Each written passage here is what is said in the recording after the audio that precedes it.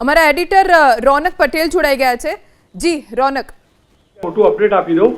શંકરભાઈ ચૌધરી ગાંધીનગરમાં જ છે।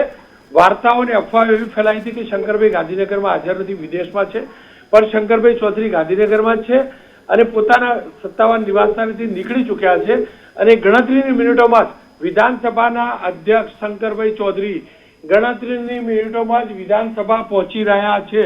સોશિયલ મીડિયા પર એવી અફવાઓ ચાલતી હતી કે શંકરભાઈ વિદેશ ગયેલા છે, પણ હકીકત એ છે શંકરભાઈ ચૌધરી વિધાનસભાના અધ્યક્ષ ગાંધીનગરમાં જ છે અને આગલી 5 થી 10 મિનિટમાં આપણી ટીમને કહીશું કે બ્રેકિંગ સમાચાર છે। આગલી 5 થી 10 મિનિટમાં શંકરભાઈ ચૌધરી વિધાનસભા પહોંચી રહ્યા છે।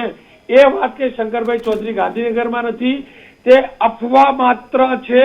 શંકરભાઈ ચૌધરી આગલી 10 મિનિટની અંદર વિધાનસભા ગૃહ પહોંચશે। એ હકીકત છે કે કાંતિબેનનો સ્ટન્ટ હશે, પણ એ વાતો પણ જે ફેલાવવામાં આવી રહી છે કે શંકરભાઈ ચૌધરી વિદેશ છે એ વાહિયાત અને અફવા ફેલાવવાની વાત છે।